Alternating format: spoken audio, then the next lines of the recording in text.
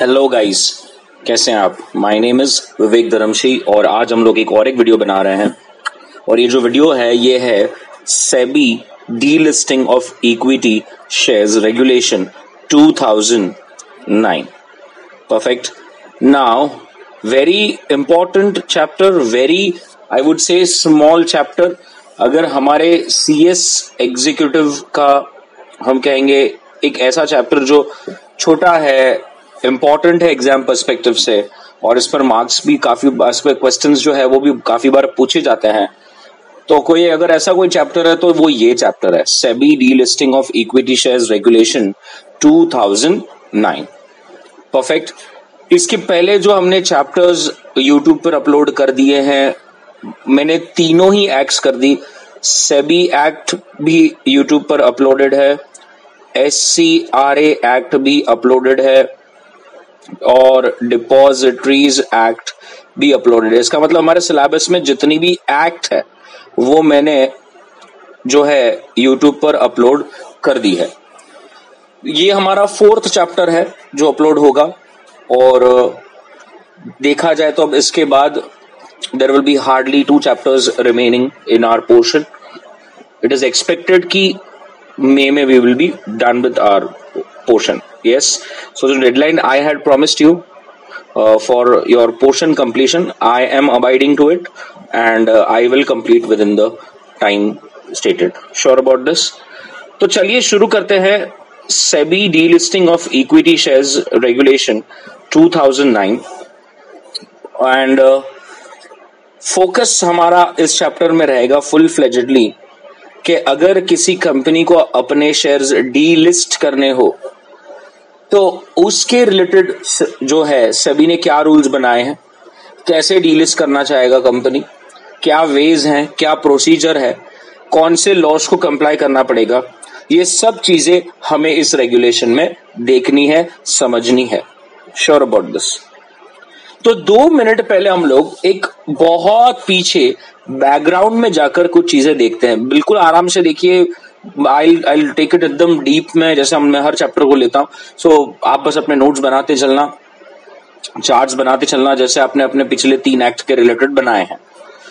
तो सबसे पहली चीज जो मैं यहां पर आपको ये बताना चाहूंगा कि हमारा इंडियन स्टॉक मार्केट जो है, बॉम्बे स्टॉक एक्सचेंज, ये एशिया का सबसे पुराना स्टॉक एक्सचेंज है and it is been operating since 1875, right. But obviously globalization 1980 तक नहीं आया था। There was no global integration process. यहाँ की कंपनीज दूसरे देश में जाकर बिजनेस कर रही है या दूसरे देश की कंपनीज जो है वो इंडिया में आकर अपना बिजनेस सेटअप कर रही है। तो जैसे हम कहते हैं कि the world has become a global village now. 1980s तक इतना नहीं था। उसके बाद द ग्लोबलाइजेशन, लिबरलाइजेशन, प्राइवेटाइजेशन, जिसे हम LPG कहते हैं, वो हमारे देश में थोड़ा थोड़ा शुरू हो गया। And obviously there was an international financial integration, जहां पर एक इकोनॉमी आज दूसरे देश की के साथ जुड़ा है। आज कोई दूसरे देश में कुछ इशू होता है तो हम देखते हैं कि उसका इम्प्लीकेशन हमारे स्टॉक मार्केट पर भी आता है। अब हमारे स्टॉक मार्केट में ऑब्वियसली जब 1992 में सेबी सेटअप हो गया to regulate the stock exchange, to regulate the stock market intermediary, broker है, क्रेडिट रेटिंग है, मर्चेंट बैंकर है, रजिस्ट्रार एंड ट्रांसफर एजेंट है। और ये जो पूरा स्टॉक मार्केट सिस्टम को रेगुलेट करने के लिए, पूरा स्टॉक मार्केट था उसको रेगुलेट करने के लिए हमने एक सेबी बनाया। और वो सेबी जो है ये पूरे स्टॉक मार्केट को गवर्न करता है, ये पूरे सिस्टम को गवर्न करता है। और इसीलिए लोगों ने इस पर भरोसा देकर इंडिया जैसे देश में भी लाखों लोगों ने, आप कहिए प्राइमरीली या सेकेंडरीली जो है इन्वेस्ट करना स्टार्ट किया स्टॉक मार्केट में। धीरे धीरे बिकॉज एक ट्रस्ट बिल्ड होता गया। पहले ऐसे होते थे स्टॉक मार्केट्स में बहुत स्कैम होता था and people never used to invest in the stock market. but जैसे जैसे बहुत बाहर की कंपनीज आई, अपना बिजनेस इंडिया में लाया और जो है स्टॉक मार्केट बहुत ज्यादा इंटीग्रेट हुए ग्लोबल इकोनॉमीज के साथ, लोगों ने भी इन्वेस्ट करना स्टार्ट किया, शेयर्स खरीदना स्टार्ट किए, आईपीओ में पार्ट लेना स्टार्ट किया या सेकेंडरी मार्केट में ट्रेड करना स्टार्ट किया। तो ये धीरे धीरे कुछ प्रोसेस शुरू हो गई। अगर हम 2 मिनट फास्ट फॉरवर्ड करें और पता करें तो आज की तारीख में 9000 कंपनियां इंडियन स्टॉक मार्केट्स पर लिस्टेड है। Yes, 9,000 companies. जैसे जैसे इंडिया की पॉपुलेशन ने स्टॉक मार्केट्स में इन्वेस्ट करना स्टार्ट किया, आप बोलिए डायरेक्टली या इनडायरेक्टली, आइदर खुद से या म्यूचुअल फंड से, मोर एंड मोर एंटरप्रेन्योर्स और ऐसी कंपनीज जिनके पास कोई यूनिक आइडियाज है, वो भी अपनी कंपनीज को लिस्ट कराते गए। क्योंकि ऑब्वियसली जब आप अपना आईपीओ लाते हो तो you can raise capital to a large extent. तो 9,000 कंपनियां स्टॉक मार्केट पर लिस्टेड हैं, जिसमें से सिर्फ और सिर्फ 3,500 कंपनीज ही एक्टिवली ट्रेडिंग है। एक्टिव ट्रेडिंग का मतलब है भैया रोज उन कंपनियों के शेयर्स का बाय सेल स्टॉक मार्केट पर होता है। ट्रेडिंग भी आपको मालूम है, हमारा इंडिया में 2 ही मेजर स्टॉक एक्सचेंज है जिसका नेशन वाइड टर्मिनल है, बीएससी और एनएससी, और वहीं पर सब ट्रेड होता है। बाकी जगह या बाकी कंपनीज में हार्डली कोई ट्रेड होता, और उनकी तो सिक्योरिटी, उनके जो शेयर हैं वो इलिक्विड है। तो अब क्वेश्चन ये आता है कि अगर समझ लीजिए मैं एक इन्वेस्टर हूं, और मैं एक ऐसा इन्वेस्टर हूं जिसने ये कंपनी जो 3,500 कंपनीज हैं जो एक्टिवली ट्रेडिंग है, अगर उसमें अपने पैसे लगाए हो, उसके शेयर्स खरीदे हो तो दिक्कत नहीं है। लेकिन जैसे यहां पर मैं अप्रोक्स बता दूं, 9,000 में से यहां पर मैं कह रहा हूं कि 3,500 में ही एक्टिव ट्रेडिंग है। इसका मतलब 5,500 कंपनियां, almost 60% of the companies that are listed, उसमें ट्रेडिंग ही नहीं है, वो इलिक्विड है। तो अब सवाल ये उठता है कि इन्वेस्टर का पैसा तो इस कंपनियों में ब्लॉक हो गया, यस और नो? क्योंकि आज जब उन्हें अपने शेयर्स बेचने हैं तो वो नहीं बेच पा रहे हैं, बिकॉज उसमें ट्रेडिंग ही नहीं है। और उन्होंने ये कंपनी पर भरोसा किया, ट्रस्ट किया, उन्होंने, क्योंकि प्रोस्पेक्टस में लिखा था कि ऐसा होगा वैसा होगा, आपकी कंपनी जो आप इसमें इन्वेस्ट कर रहे हो स्टॉक एक्सचेंज पे लिस्ट होगी। बट आज रियलिटी ये है कि काफी इन्वेस्टर्स स्टॉक मार्केट में कुछ कंपनियों के शेयर लेकर अटक चुके हैं, उनका पैसा ब्लॉक हो चुका है, और उन कंपनियों में कोई भी ट्रेडिंग नहीं हो रही है।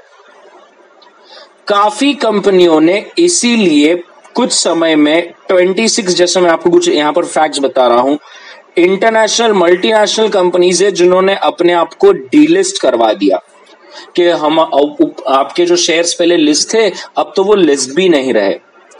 और आने वाले कुछ सालों में और 90 कंपनीज इस प्रोसेस में है जहां पर वो अपने शेयर्स को डीलिस्ट करना चाहते हैं।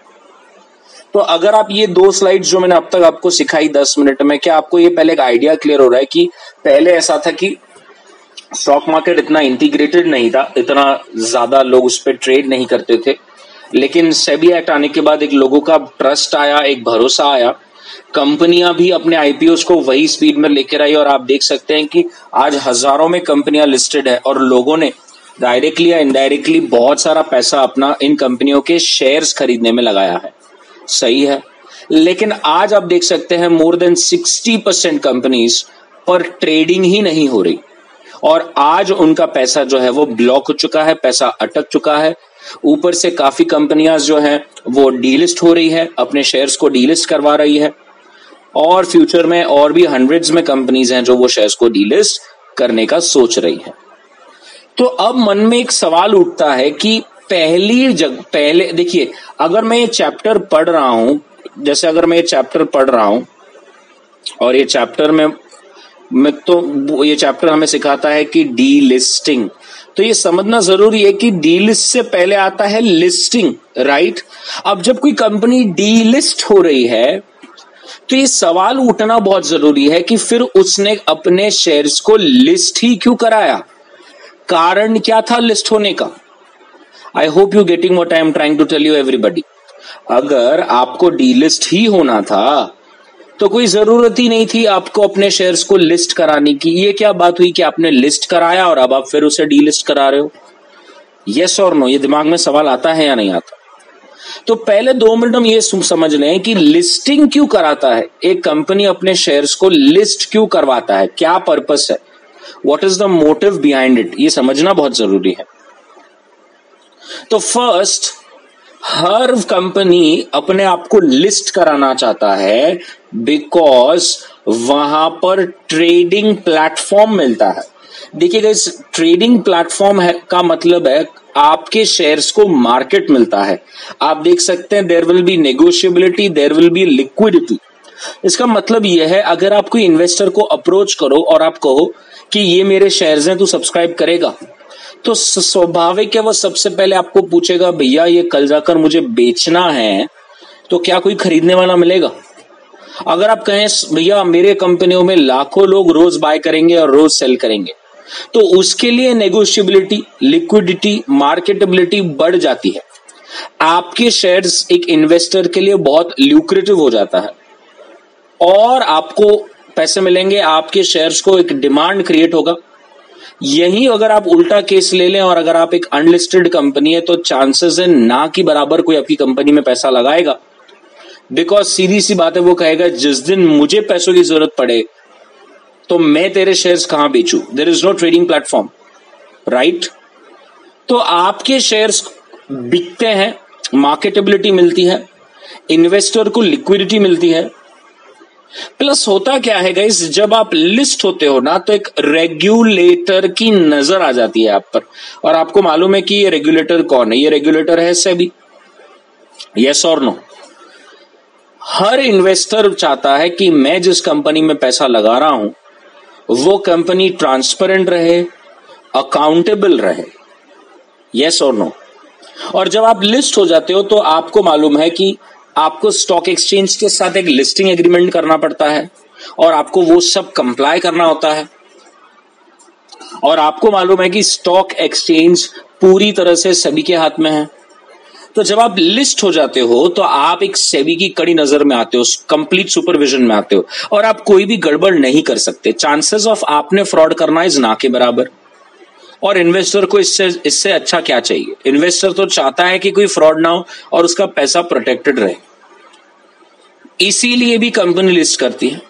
नेक्स्ट, आपका एक मार्केट इमेज क्रिएट होता है, आपकी एक ब्रांडिंग क्रिएट होती है। जरा बताइए, अगर आप किसी को कहें कि मैं सो एंड सो कंपनी में काम कर रहा हूं जो लिस्टेड नहीं है, तो वो कितनी भी कंपनी बड़ी हो सकता है लोग पहचाने ना, हो सकता है आपकी कंपनी को कोई क्रेडिट ना दे, उसकी गुडविल ना इमेज। लेकिन अगर आप कहें किसी को कि आप एक लिस्टेड कंपनी में काम कर रहे हैं, या वो कंपनी कब कल जाकर अपने कस्टमर्स के साथ, अपने सप्लायर्स के साथ कोई कॉन्ट्रैक्ट करना चाहता है, कोई एग्रीमेंट करना चाहता है, तो you have a upper hand, you have that market image, you have that brand, you have that goodwill. इसके लिए भी लोग लिस्ट करते हैं। पता है, जब आप लिस्ट करते हो कोई कंपनी में तो आप लोगों के दिमाग में जो है वो फिट हो जाते हो, आपकी अप्रोचेबिलिटी, आपकी शेयर्स की मार्केटेबिलिटी जो है वो बहुत ज्यादा तक बढ़ जाती है। दूसरा, इकोनॉमिक इंडिकेटर्स भी कुछ होते हैं, जैसे आपके दिमाग में कुछ आइडियाज है and obviously you want to raise funds, and to raise funds in large numbers, large quantity, listing is the only option. So there are some good fundamentals, आपकी कैश फ्लो अच्छी है, आप काफी साल से प्रॉफिट मेकिंग कंपनी है, आप dividend भी रेगुलरली बांट रहे हो, इट एक्चुअली मेक्स सेंस कि आप लिस्ट करें। जब आप लिस्ट करते हो तो आपको चीप सोर्स ऑफ फंड्स मिलता है and you can increase your ROC, you can increase your ROE to a large extent. So these are some of the reasons कि इंसान सोचता है कि मैं लिस्ट कराऊं, अपने शेयर्स को जो है मार्केट पे लिस्ट कराऊं। क्या आपके दिमाग में जा रहा है ये? लेकिन फिर वो ऐसा क्यों सोचता है कि नहीं अब तो मुझे डीलिस्ट करना है? आपको क्या लगता है वो ऐसा क्यों करता है? पहला ऑप्शन ये हो सकता है कि उसको अब अपनी कंपनी पर पूरा कंट्रोल चाहिए। देखिए, आप जब लिस्ट होते हो तो आप पूरी तरह से कंपनी पर कंट्रोल नहीं कर सकते। आपको पता है कि only 75% max shares will be with you, minimum 25% of the shares should be with public. लेकिन अब आपकी ऐसी इच्छा है कि मुझे पूरी कंपनी को कंट्रोल करना है, तो that can be one of the reason that आपको चाहिए कि अब मैं अगर डीलिस्ट कर दूं तो मुझे ये रिक्वायरमेंट को कंप्लाई करना ही नहीं पड़ेगा। सेकंड, रेगुलेटरी की डिमांड, सेबी जो है वो बहुत डिमांड करता है ये रिटर्न फाइल किया क्या, ये रिपोर्ट बनाया क्या, ये ऑडिट किया क्या, ये क्वालिफिकेटरी रिमार्क्स, ये फाइलिंग, वो फाइलिंग, अननेसेसरी का रेगुलेटरी इंस्पेक्शन, इन्वेस्टिगेशन, ग्रीवियंसेस को हैंडल करना, डेडलाइंस को फॉलो करना, यस, मल्टीपल एक्सचेंज कंप्लायंसेस हैं, लॉयर्स हैं, लीगल फीस है।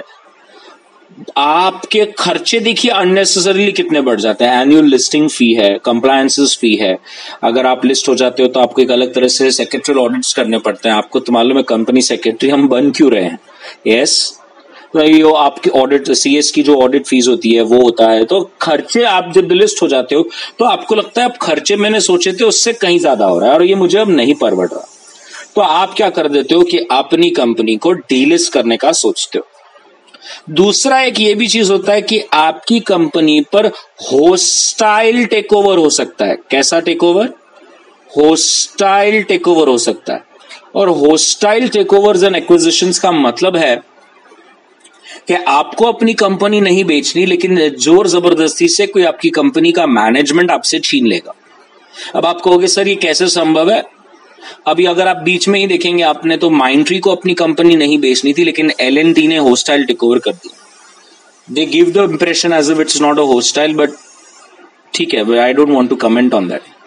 What I am trying to tell you यहां पर इज कि जब आप लिस्टेड होते हो तो हो सकता है कि एक कोई पर्टिकुलर कंपनी है जिसको आपको खरीदना है, और वो करता क्या है, वो धीरे धीरे आपके शेयर्स जो है मार्केट से उठाने की कोशिश करता है, धीरे धीरे आपके शेयर्स को बाय करने का ट्राई करता है, और आपको पता भी नहीं चलता कि वो कौन सी फाइनेंशियल इंस्टीट्यूशन के साथ, कौन से बड़े म्यूचुअल फंड के साथ मिलकर उसने एक साइजेबल अमाउंट ऑफ शेयर्स खरीद लिए हैं कि अब वो कभी भी आप पर टेक ओवर कर सकता है। जैसे अगर आपने हमारे टेक ओवर रेगुलेशंस को पढ़ा है तो आपको मालूम है कि उसमें अगर किसी ने 26% टच कर दिया तो फिर उसके पास एक ऑप्शन होता है कि और 25% का ओपन ऑफर करे। तो आपके ऊपर होस्टाइल टेकओवर्स, एक्विजिशंस होने के चांसेस भी बढ़ जाते हैं। Next, better track of share holders at one platform. Yes, it is also important. आप डी लिस्ट हो जाते हो तो it becomes very easy for you to track कि आपकी कंपनी के कौन शेयर होल्डर्स हैं, as on time, as on date उन्होंने कितने शेयर्स होल्ड कर रखे हैं, कितनी % की होल्डिंग किसके पास है, किसने किसको शेयर्स बेचे। सो गाइस, एक तरह से ना D listing makes everything simple. Yes, जो भी आपका कॉम्प्लेक्स हो चुका था वो सब चीजें क्या हो जाती है, एक तरह से सिंपल हो जाता है आपके लिए भी, इन्वेस्टर के लिए भी, कंपनी के लिए भी, मैनेजमेंट के लिए भी। तो जब आपको लगता है कि नहीं यार, अब लिस्ट करने के जो फायदे हैं वो शायद कम लग रहे हैं और नुकसान ज्यादा हो रहा है, यार अगर आप ऐसे कह सकते हो कि डी लिस्ट में मेरी कंपनी और भी अच्छी तरह से चलेगी, तो फिर इट मेक सेंस कि आप डी लिस्ट करा लें। Sure about this? क्या आपको अब तक मैं बैकग्राउंड में हूं, आपको पूरा समझ रहा है कि हम पहली बात तो लिस्ट क्यों करते हैं, और अगर हम लिस्ट कर रहे हैं तो फिर डी लिस्ट क्यों करना है? श्योर। तो अब अगर आप देखेंगे, जबकि ये पता चला कि अब काफी कंपनीज सिर्फ लिस्ट नहीं लेकिन डी लिस्ट भी होना चाह रही है, तो सेबी ने सोचा कि we need to overhaul the regulatory norms for voluntary delisting. अब ये वॉलेंट्री मतलब खुद से डी लिस्ट होना। तो आप कहेंगे सर क्या कंपलसरी भी डी लिस्टिंग होता है? सब है, आगे हम आगे देखेंगे। तो उन्होंने कहा कि हमने प्रपोज चेंजेस किए हैं on November 19, 2014। So make sure कि आपके जो रेगुलेशंस है डी लिस्टिंग के, उनमें अमेंडमेंट्स हुआ है, and they were notified on 24 March 2015। SEBI ने इन गाइडलाइंस में इतनी अच्छी सिचुएशंस क्रिएट की कि it's a win win situation for everyone, जहां पर डी लिस्टिंग प्रोसेस को बहुत इजी और ऑब्वियसली साइमल्टेनियसली इन्वेस्टर्स का इंटरेस्ट को ध्यान में रखते हुए सब चेंजेस करे हैं। अब आपके दिमाग में एक ही चीज आएगी, बिल्कुल ध्यान से देखना। आप कहेंगे सर यहां पर आप कह रहे हो कि जो चेंजेस हैं वो हुए हैं 2015 में, मतलब रेगुलेशंस में अमेंडमेंट हुआ है 2015 में। तो सर हमने स्टार्ट में कौन सा ईयर पढ़ा था? आपने स्टार्ट में पढ़ा सेबी डी लिस्टिंग 2009। तो सर अब हम 2009 कहें या 15 कहें? देखिए 2009 इज योर रेगुलेशन, उसमें कुछ चेंजेस हुए हैं 2015। आई बात समझ में?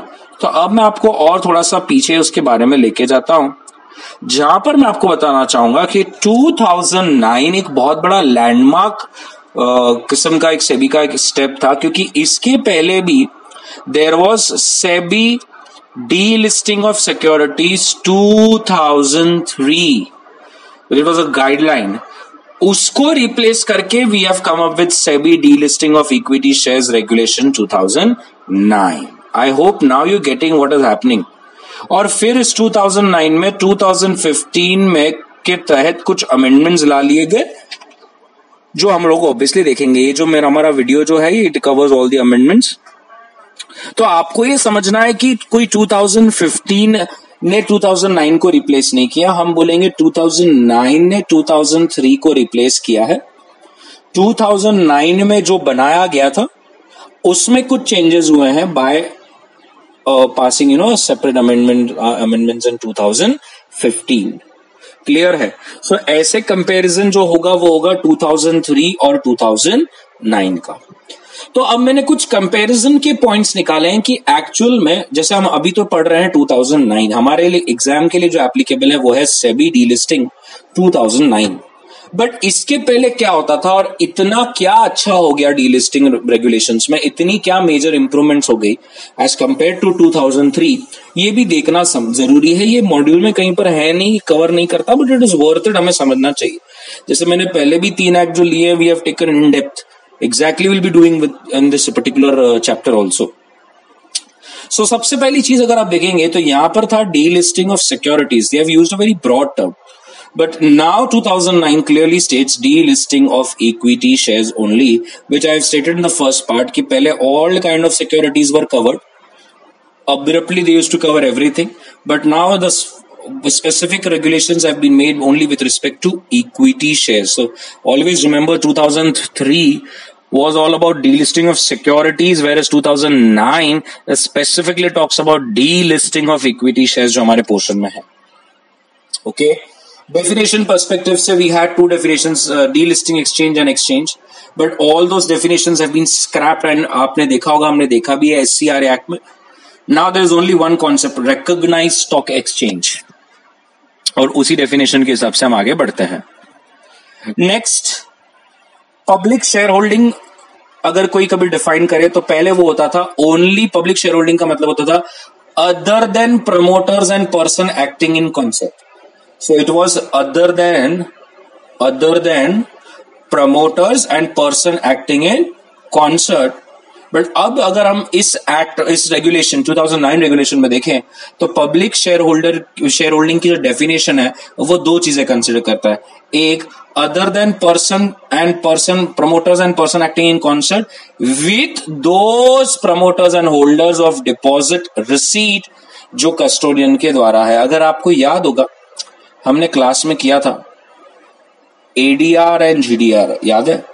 एडीआर और जीडीआर, जहां पर हम क्या करते हैं, कुछ कंपनी के शेयर्स जो हैं वो यहां पर डोमेस्टिक कस्टोडियन बैंक के पास रखते हैं, और फिर यहां की कस्टोडियन बैंक वहां जो आउट ऑफ इंडिया, जो जिस देश में आपने एडीआर जीडीआर किया है, वहां पर ओवरसीज डिपॉजिटरी बैंक को इन शेयर्स के बदले रिसिप्ट्स इशू करने का कहता है, यस और नो। तो वो जो रिसिप्ट होल्डर है अब वो भी यहां पर ऐड हो गया है। तो मैं जैसा अगर बता दूं, पहले रेगुलेशंस में it was only promoters and person acting in concert, ये 2 ही चीजें थी जो 2003 में थी, यस। इसके साथ अब जुड़ गया है डिपॉजिटरी रिसिप्ट होल्डर, सो मैंने जो रेड में करा है, अब ये समझ के चलिए कि ये जो है ये 2009 में आया है। Sure about this? पक्का? अगर हम देखें वर्किंग डेज, तो working days are not defined. पहले रेगुलेशंस में वर्किंग डेज नहीं डिफाइन करते थे, now they have defined the working days, and SEBI की कैलकुलेशन कैसी होगी, ये सब अब हमारे जो 2009 के रेगुलेशंस है इसमें है। इन एप्लीकेबिलिटी, या हम कहेंगे कौन सी चीज को एप्लीकेबल नहीं होगा, ये रेगुलेशंस किसको एप्लीकेबल नहीं होगा, ऐसी कोई चीज नहीं थी।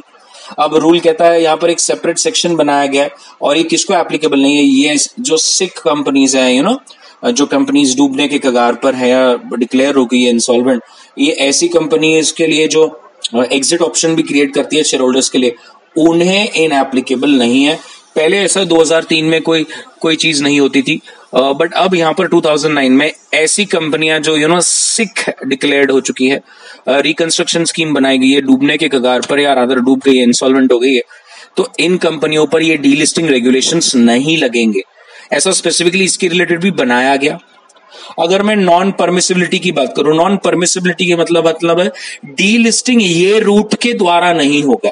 तो पहले से वैसा क्या था कि डीलिस्टिंग बायबैक के थ्रू नहीं होगा, लेकिन अब बायबैक के साथ साथ प्रेफरेंशियल अलॉटमेंट भी कंसिडर किया गया है। तो बायबैक के साथ प्रेफरेंशियल अलॉटमेंट भी कर दिया गया है। सो दे हैव एडेड मोर।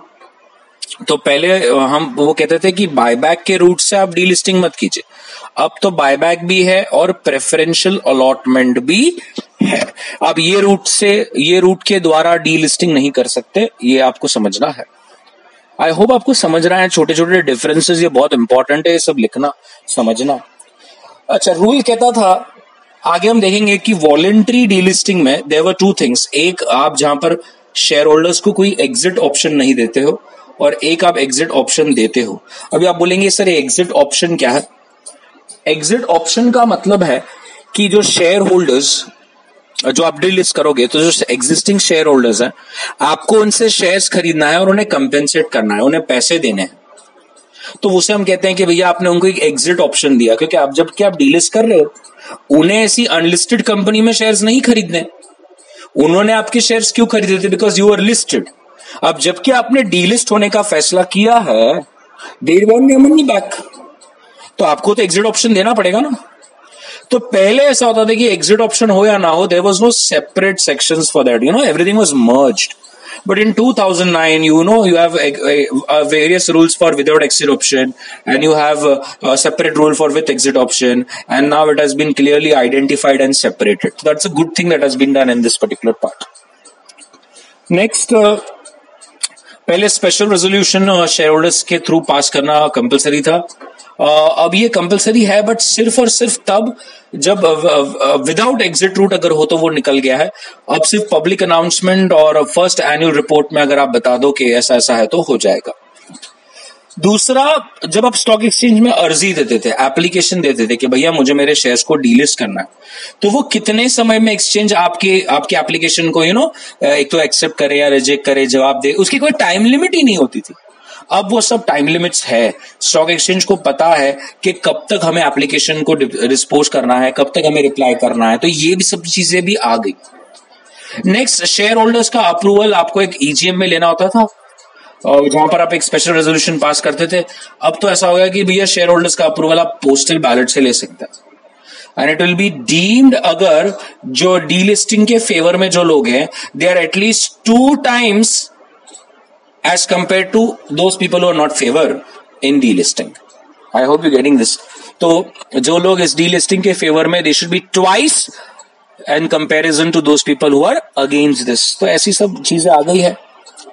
दूसरा एक और एक डिफरेंस ये था कि जब ये प्रोसेस आप स्टार्ट करो, तो इस प्रोसेस को स्टार्ट करने से पहले स्टॉक एक्सचेंज की प्रायर परमिशन नहीं लेनी होती थी, ऐसा अलाउड नहीं था। लेकिन अब ऐसा नहीं है, अब आपको स्टॉक एक्सचेंज की प्रायर परमिशन लेना जरूरी है, उसी के बाद ही आप जो है वो डीलिस्ट कर सकते हो। तो देखिए कितनी सारी चीजों को सिंप्लीफाई कर दिया गया है, कितनी सारी चीजें ला ली है उन्होंने। अच्छा, पहले कोई स्पेसिफाइड डेट का कॉन्सेप्ट ही नहीं होता था। अब आप कहेंगे स्पेसिफाइड डेट का मतलब क्या? स्पेसिफाइड डेट का मतलब होता है, हमें ये तो पता होना चाहिए ना कि हम ये जो लेटर भेजेंगे डीलिस्टिंग का कि भैया कौन कौन एलिजिबल है कि हम आपसे शेयर्स खरीदेंगे और आपको पैसे देंगे, तो ये जो एलिजिबल शेयर होल्डर्स कौन रहेंगे जो हमारी ये स्कीम के लिए एलिजिबल है, ये शेयर होल्डर्स कौन रहेंगे, कैसा पता चले? तो वो जो डेट होती है कि भैया ये डेट पे जिसके पास शेयर्स है ना, हम उनको ही पत्र भेजेंगे, हम उनको ही डीलिस्टिंग का फॉर्म भेजेंगे, हम उनसे ही शेयर्स लेंगे और उनको पैसे देंगे। तो ये जो कॉन्सेप्ट होता है कि ये डेट जिसे हम रिकॉर्ड डेट कहते थे, तो ये पहले ऐसा कुछ होता नहीं था 2003 में। अब तो स्पेसिफाइड डेट का आ गया है, which is 30 days from the public announcement. जब से आप पब्लिक अनाउंसमेंट करोगे, वहां से 30th डे तो वो डेट पर जो भी लोगों के पास शेयर्स होंगे उनके घर पर जो है ये डीलिस्टिंग का फॉर्म, एप्लीकेशन और वो सब जाएगा। तो उनको लेटर्स, जैसे मैंने बोला, लेटर्स ऑफर्स विल भी जाएंगे डीलिस्टिंग के लिए। तो स्पेसिफाइड डेट जैसा कॉन्सेप्ट अब एक आ गया है, अब के रेगुलेशन में पहले नहीं था। नेक्स्ट, बिडिंग पीरियड के बारे में कुछ नहीं था, बस इतना कहते थे कि 3 दिन का समय देना है। अब ऐसा नहीं है। The bidding period can go on from 3 days to 5 days, और वो नॉर्मली पब्लिक अनाउंसमेंट के 55th डे के बाद स्टार्ट होता था। तो वील सी ऑल दिस, आगे हम इन डेप्थ देखेंगे, अभी हम सब डिफरेंसेस को देख रहे हैं। नेक्स्ट, अगर समझ लीजिए आप पर कंपलसरी डीलिस्टिंग हो जाती है। अब कंपलसरी डीलिस्टिंग का मतलब है आपको अपनी कंपनी को डीलिस्ट नहीं कराना, लेकिन स्टॉक एक्सचेंज आपकी कंपनी को जबरदस्ती डीलिस्ट करा रहा है। तो अगर आप एक बार डीलिस्ट हो गए तो नेक्स्ट 2 साल तक आप अब कहीं पर भी अपनी कोई भी कंपनी को रीलिस्ट नहीं करा सकते। लेकिन गाइस अब इतना स्ट्रिक्ट हो गया है कि अगर आप पर कंपलसरी डीलिस्टिंग होता है तो 10 साल तक you are debarred from the stock exchange. Yes, अब 10 साल तक आप स्टॉक एक्सचेंज पर अपने शेयर्स को लिस्ट नहीं कर सकते। याद रखना है ये चीज को। नेक्स्ट, स्मॉल कंपनीज के रिलेटेड भी कुछ छूट थी जो अब आई है, पहले नहीं थी। तो पहले कोई स्पेशल प्रोविजंस नहीं थे स्मॉल कंपनी के रिलेटेड। हम आगे देखेंगे कि डीलिस्टिंग रेगुलेशंस 2009 में स्मॉल कंपनी को डिफाइन किया गया है और स्मॉल कंपनीज के रिलेटेड स्पेशल प्रोविजंस बनाए गए हैं। जैसे स्मॉल कंपनी में रिवर्स बुक बिल्डिंग प्रोसेस, जैसे हम बिडिंग कहते हैं, जहां पर अब एक फ्लोर प्राइस डिसाइड कर देते हो और ये तो शेयर होल्डर्स डिसाइड करेंगे कि वो कौन से शेयर्स कौन सी प्राइस पर कंफर्टेबल है अपने शेयर्स को देने के लिए। तो ये सब आपको स्मॉल कंपनी में करने की जरूरत नहीं है। तो ये स्मॉल कंपनी का कॉन्सेप्ट लाना प्लस उस स्मॉल कंपनीज में ये एग्जेम्पशन देना कि भैया आप बुक बिल्डिंग प्रोसेस नहीं भी करोगे ना तो भी चलेगा, ये सब अब आया है, पहले ये भी नहीं था। क्लियर है? तो यहां तक हमने इतने सारे पॉइंट्स देखे कि कितना सारा डिफरेंस है 2003 और 2009 की गाइडलाइन और रेगुलेशन में। मैंने आपको डिफरेंस तो बताया ही, डिफरेंस के साथ साथ हमने ये भी देखा कि क्या ये 2009 के बाद भी कोई अमेंडमेंट्स हुए हैं, तो हमने कहा हाँ। कंपनी क्यों डिलिस्ट करवाती है, हमने ये सब देखा। In the first place company list ही क्यों हुई, हमने ये भी देखा। और ऑब्वियसली हमने बैकग्राउंड के बारे में देखा कि क्या इश्यूज हैं, कब से लिस्टिंग ज्यादा फुल फॉर्म में शुरू हुई, लेकिन लिस्ट होने के बाद भी कितनी सारी ऐसी कंपनीज ये हैं जो इलिक्विड है, मतलब उनके शेयर्स में कोई भी तरह का ट्रेडिंग नहीं होता। श्योर अबाउट दिस अक्का एवरीबॉडी? तो यहां पर ये सब चीजें हमने अच्छी तरह से करी। अब हम आगे बढ़ते हैं और यहां पर हम देखेंगे कि डीलिस्टिंग में ये कौन सी अलग अलग एजेंसीज हैं या अदर क्या क्या काम होते हैं। तो जैसे मर्चेंट बैंकर बहुत इंपॉर्टेंट रोल प्ले करता है। मर्चेंट बैंकर डिसाइड करता है कि क्या एग्जिट प्राइस दी जाए, बिकॉज एग्जिट प्राइस का मतलब है शेयर होल्डर्स को जब हम उनसे शेयर्स खरीदेंगे और उन्हें जब पैसे देंगे तो ये जो पर शेयर होता है ना, ये हम क्या देंगे, कितना देंगे, ये सब डिसाइड करना काम उसका है। पब्लिक अनाउंसमेंट ठीक से करना, हम आगे देखेंगे। न्यूज़पेपर में ऐड देनी पड़ती है, वो कैसी दी जाए, पब्लिक अनाउंसमेंट में क्या क्या मैंडेटरी लिखना पड़ता है, वो सब ये रहेगा। बिडिंग सेंटर्स, ऐसे कहां पर इन्वेस्टर अपना फॉर्म सबमिट कर सकता है। अपॉइंटिंग ट्रेडिंग मेंबर्स, ऑनलाइन जो आप पंच करेंगे। फाइनल ट्रेडिंग प्राइस क्या रहेगा और ये पूरी सेटलमेंट की प्रोसेस कैसे चलेगी, कब को क्या दिन रहेगा, कब तक पैसे मिलेंगे, फॉर्म को कैसे प्रोसेस किया जाएगा, कट ऑफ डेट्स क्या रहेंगे। तो आप ये जो बेसिक सी पूरी डीलिस्टिंग की प्रोसेस है, ये पूरी की पूरी किसके हाथ में है? मर्चेंट बैंकर के हाथ में। अच्छा, there more other professionals are involve, जहां पर आपको स्टॉक एक्सचेंज को समय समय पर बताना पड़ता है, स्पेशल रेजोल्यूशन पास करना है, एग्जिट प्राइस डिसाइड करना है, पूरा स्केड्यूल डिसाइड करना है। अगर आपके शेयर होल्डर्स इंडिया से बाहर होते हैं तो वहां पर आपको एक बुक बिल्डिंग प्रोसेस करनी है, एस्क्रो अकाउंट खोलना है जहां पर आप पैसे को जमा करते हो, पब्लिक अनाउंसमेंट तैयार करना, फाइनल प्राइस को डिसाइड करना और अगेन पूरा जो सेटलमेंट पूरी तरीके से जो एक आपकी प्रोसेस है उसको डिसाइड करना। तो इतनी सारी काम होता है। हम लोग ऑब्वियसली डेप्थ में देखने वाले हैं कि कैसे काम होता है, बट आपको एक ब्रॉड ओवरव्यू बताया कि डीलिस्टिंग में क्या क्या चीजें होती है। तो चलिए अब थोड़ा सा और शुरू करते हैं कि इसका पहले तो मतलब क्या है। हम कब से बोल रहे हैं डीलिस्टिंग, लेकिन डीलिस्टिंग का एक्चुअल में मतलब है क्या। तो 2 मिनट समझिए कि डीलिस्टिंग और सस्पेंशन में डिफरेंस है। थोड़ा समझिए, मैं यहां पर लिख रहा हूं, आप आई होप आप अच्छी तरह से देख रहे हैं। सस्पेंशन और डीलिस्टिंग, देखिए गाइस, ये 2 शब्दों में डिफरेंस है, सस्पेंशन और delisting. There is a difference in these 2 words. अब ये सस्पेंशन का मतलब होता है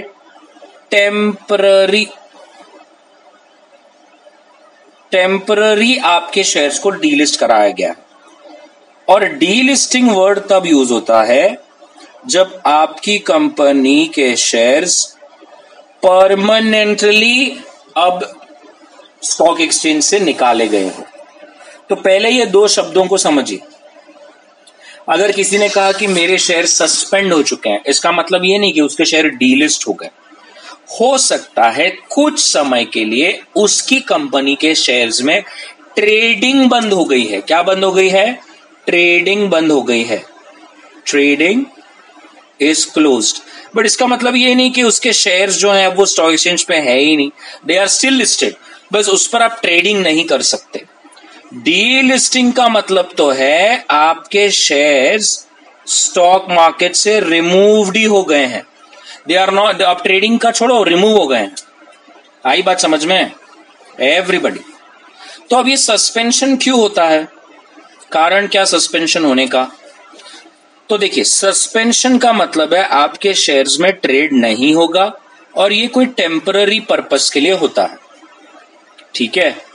अब सस्पेंशन क्यों होता है? बिकॉज हो सकता है you have non complied with some listing conditions.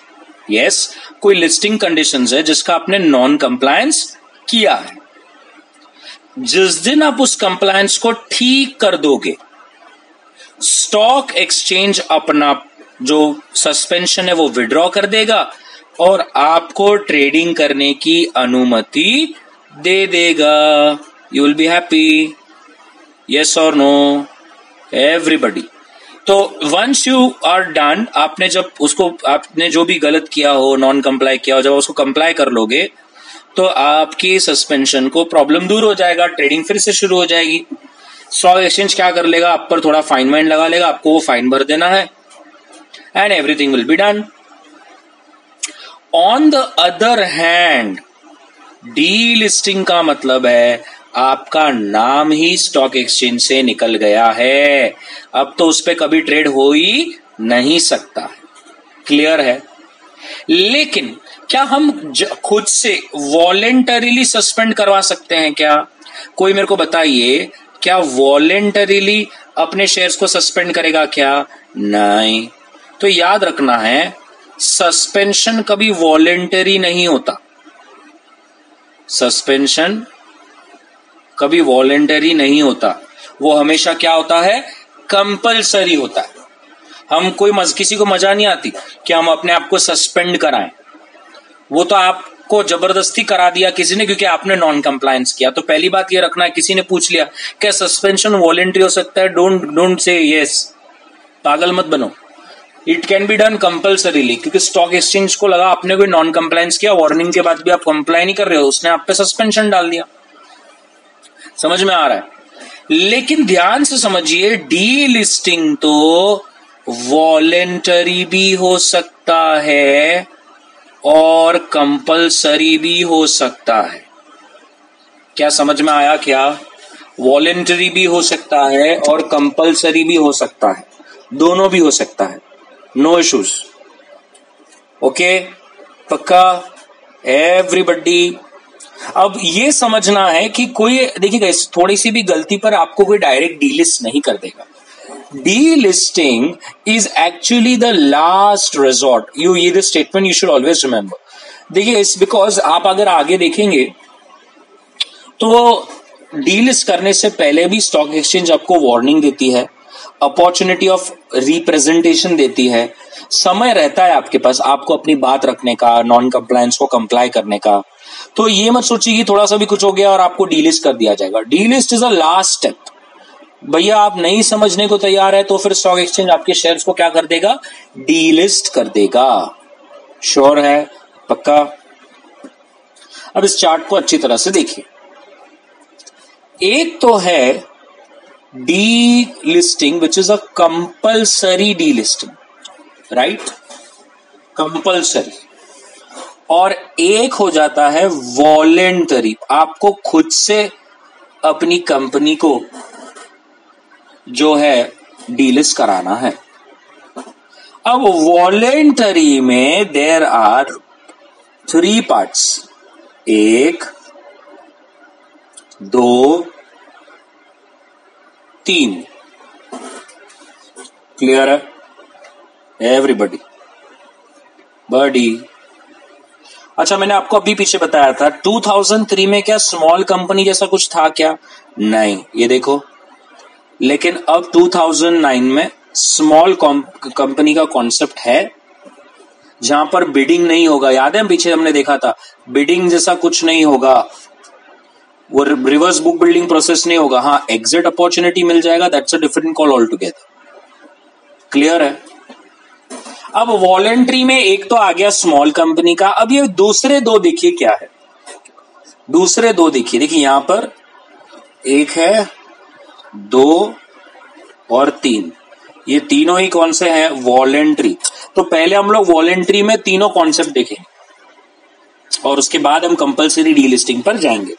Clear है आपको ये? पक्का। अब थोड़ा समझिए, वॉलेंट्री में पहला कहता है आप हर एक स्टॉक एक्सचेंज से डीलिस्ट होना चाहते हो।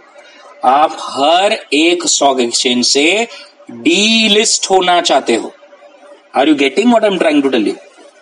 एक भी स्टॉक एक्सचेंज पे आपको अपने शेयर्स को लिस्ट नहीं रखना। अब जबकि आप पूरी तरह से डीलिस्ट हो रहे हो, बताइए एग्जिट अपॉर्चुनिटी देनी पड़ेगी या नहीं देनी पड़ेगी? ऑब्वियसली देनी पड़ेगी, बिकॉज अब तो आपके शेयर्स कहीं पर भी ट्रेड नहीं होने वाले, तो एग्जिट अपॉर्चुनिटी तो देनी ही है। लेकिन समझ लीजिए, you are delisting from few exchange, but आप एक खादे स्टॉक एक्सचेंज जिसका नेशन वाइड टर्मिनल है उस पर लिस्ट रहने वाले हो, तो फिर कोई एग्जिट अपॉर्चुनिटी देने की जरूरत नहीं है, क्योंकि आपका शेयर होल्डर जो स्टॉक एक्सचेंज पर आपका शेयर लिस्ट रहने वाला है वो वहां पर अपने शेयर बेच सकता है। तो उसको फिर एग्जिट अपॉर्चुनिटी क्यों चाहिए? समझ में आ रहा है? जैसे ये कॉन्सेप्ट में समझ लेंगे, NSE और BSE दोनों पर आपके शेयर्स लिस्टेड हैं, राइट? अब समझ लीजिए आपको अपने शेयर्स को BSE से डीलिस्ट कराना है, लेकिन you will continue to be listed on NSE, तो then you will fall under category 2 where there is no exit opportunity to be given because your shareholders can sell the shares even on the national stock exchange ना, they have a liquidity। But आपने बोल दिया मेरे को तो national stock exchange पे भी list नहीं रहना, बॉम्बे स्टॉक एक्सचेंज पे भी लिस्ट नहीं रहना। हाँ, तो फिर तो तू ऑप्शन 1 में आ जाएगा, फिर तेरे को एग्जिट अपॉर्चुनिटी देनी पड़ेगी। क्लियर है? Sure about this everybody? So अब यहां से हमें चैप्टर में क्या देखना है, हमें ये 1, 2, 3 और फिर हम लास्ट में क्या देखेंगे, compulsory delisting. Sure about this? ये हमें सीखना है इस चैप्टर में। चलिए, पहले ये समझ लीजिए कि delisting is not allowed in the following cases. ठीक है, नीचे दिए गए केसेस में डीलिस्टिंग, ये रूट से डीलिस्टिंग नहीं कर सकते। पहला, बायबैक। दूसरा, प्रेफरेंशियल अलॉटमेंट। गाइस ध्यान से देखिए, तीसरा, अभी आपको लिस्ट होकर 3 साल भी नहीं हुए हैं और आप डीलिस्ट करना चाह रहे हो, अलाउड ही नहीं है। Are you getting this? मतलब आपको 3 साल नहीं हुए लिस्ट होकर और आपको चाहिए कि मैं डीलिस्ट हो जाऊं, बिल्कुल नहीं है, होने नहीं देगा। समझ में आ रहा है आपको? फोर्थ बहुत इंपॉर्टेंट है। फोर्थ क्या कहता है? फोर्थ कहता है आपने कोई कन्वर्टिबल इंस्ट्रूमेंट इशू कर रखा है, ध्यान से देखना, जो कि ऑब्वियसली इक्विटी शेयर में कन्वर्ट होगा। लेकिन आप वो समझिए वही इक्विटी शेयर को डीलिस्ट कर रहे हो, तो कैसे चलेगा? उसने फिर आपके कन्वर्टेबल इंस्ट्रूमेंट को सब्सक्राइब ही क्यों किया? आप समझना है। देखिए मैं आपको अगर बेसिक सा 1-2 मिनट पीछे जाकर बता दूं, आपने कन्वर्टेबल डिबेंचर्स इशू किए हैं आज ईयर 2020 में, कितने? 1 लाख डिबेंचर्स। मैच्योरिटी कब है? मैच्योरिटी है in the year 2025 and 1 debenture will be convertible into 5 equity shares. Okay, ऐसी स्कीम थी। अब ये स्कीम को देख के लोगों ने आपके कन्वर्टेबल डिबेंचर्स को सब्सक्राइब कर दिया कि यार 5 साल बाद तो अपने को 5 शेयर मिलेंगे, और जिस दिन वो शेयर मिलेंगे हम मार्केट में वो शेयर बेचेंगे और पैसा बनाएंगे। अब आप इतने खतरनाक हो कि in the year 2022 you want to delist your equity shares. delist करना है आपको। अब बताइए, आपने अगर अपने शेयर्स को डीलिस्ट ही करा दिया तो आपने जो ये कन्वर्टिबल डिबेंचर्स इशू करे हैं, जिस दिन ये इक्विटी में कन्वर्ट होंगे, क्या उस इक्विटी शेयर्स की कोई वैल्यू रहेगी? बिकॉज अब तो वो स्टॉक मार्केट पे ट्रेड ही नहीं होते, तो उसको इक्विटी शेयर भी मिल गए तो वो बेचेगा किधर? आई बात आपके भेजे में, समझ में आ रहा है? इसीलिए उन्होंने क्या बोल दिया कि अगर आपने कोई कन्वर्टेबल इंस्ट्रूमेंट इशू कर रखा है and if you want to delist, yes, अगर आप सोच रहे हो कि हम उसे डीलिस्ट करना चाहते हैं तो आप नहीं कर पाओगे। श्योर? पक्का? Next, no promoter should directly और indirectly employ the funds of company to finance and exit opportunity. बहुत खतरनाक है ये लोग। प्रमोटर्स क्या करते हैं कुछ कंपनीज के, आप सब कंसेप्ट को समझिए, इन्हें खुद ही निकलना है कंपनी से। अभी कंपनी के पैसों को तो हाथ नहीं लगा सकते, बिकॉज कंपनी और प्रमोटर लॉ की नजर में अलग अलग है। तो ये करते क्या है, being a promoter, being a company के करता धरता, they will decide a very high price, the floor price, and then they will offer the shares and use the same company का पैसा to get an exit opportunity for themselves. Are you getting this concept? तो ऐसा भी एड़ा बनाते हैं लोग, तो ये भी आपको अलाउ नहीं है। उसके बाद रेस्ट्रिक्शंस ऑन प्रमोटर ग्रुप। अब ये भी बहुत इंपॉर्टेंट और अच्छा है। क्या कहता है, हो सकता है कि अभी नहीं, लेकिन जिस दिन आपने ये डिसाइड किया, जैसे आपको पहले बोर्ड मीटिंग में डिसाइड करना होता है कि हम डीलिस्ट के लिए जा रहे हैं, ठीक है, तो जैसे आज आपकी बोर्ड मीटिंग है, तो रूल कहता है जिस दिन आपने जो ये बोर्ड मीटिंग में डिसाइड किया कि हमें डीलिस्ट करना है, उसके पिछले 6 मंथ्स के अंदर कोई भी प्रमोटर की एंटिटी, प्रमोटर ग्रुप की एंटिटी ने इस कंपनी के शेयर्स को बेचा नहीं रहना चाहिए।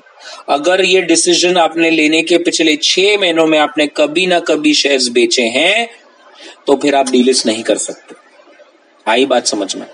तो मैं यहां पर अगर आपको चाहिए तो आपके लिए पढ़ना चाहूंगा, a promoter is prohibited from making a voluntary delisting अगर any equity belonging to promoter और his group has sold equity shares. कब सोल्ड?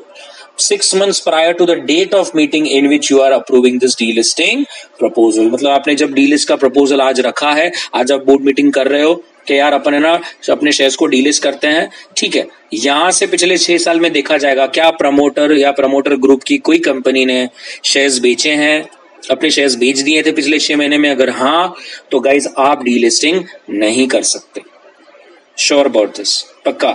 और यहां पर रूल आगे एक सेंटेंस में क्या कहता है, वो ये कहता है कि जिस दिन आपने बोर्ड रेजोल्यूशन पास किया, अब वहां से लेकर जब तक ये प्रोसीजर कंप्लीट नहीं हो जाती, उसमें भी एक प्रमोटर अपने शेयर्स को नहीं बेच सकता। So no entity belonging to acquirer promoter can sell the shares during the period from the date of board meeting till the delisting was approved। तो ना बोर्ड मीटिंग से 6 महीने पहले, ना बोर्ड मीटिंग के बाद जब तक कंप्लीट नहीं हो जाता एक प्रमोटर ग्रुप या एक्वायरर उस कंपनी के शेयर्स को बेच नहीं सकता। क्लियर है? Sure about this? पक्का? Everybody? So are you clear with the history, the background, the introduction, the types, the difference between 2003 and 2009? पक्का? Sure about this? अब यहां से हमारा शुरू होता है voluntary delisting and compulsory delisting. जो मैंने आपको कहा हमें ये पूरा चार्ट जो है अब इसको डीप में सीखना है, हमें 4 चीजें सीखनी है। Voluntary from all exchange, voluntary from some small company को वॉलेंट्री, और compulsory voluntary. Sure about this? तो ये वाला पार्ट हम लोग पार्ट 2 में कवर करेंगे। पार्ट 1 में हमने बैकग्राउंड, इंट्रोडक्शन, 2003 और 2009 के बीच का पूरा कंपैरिजन देखा, किस तरह से होता है, एग्जिट रूट क्या होता है, बिडिंग क्या होता है, ये सब हमने चीजें देखी। अब इसके आगे का जो ये जो 4 चीजें हमें समझना है, जो आखिरी पार्ट रहेगा पार्ट 2, हम उसमें देखेंगे। Sure about this? I hope अगर आपको अच्छा लगा हो तो अपने फ्रेंड्स के साथ भी शेयर कीजिए। Thank you very much. Part 2 में हम देखेंगे इसके आगे।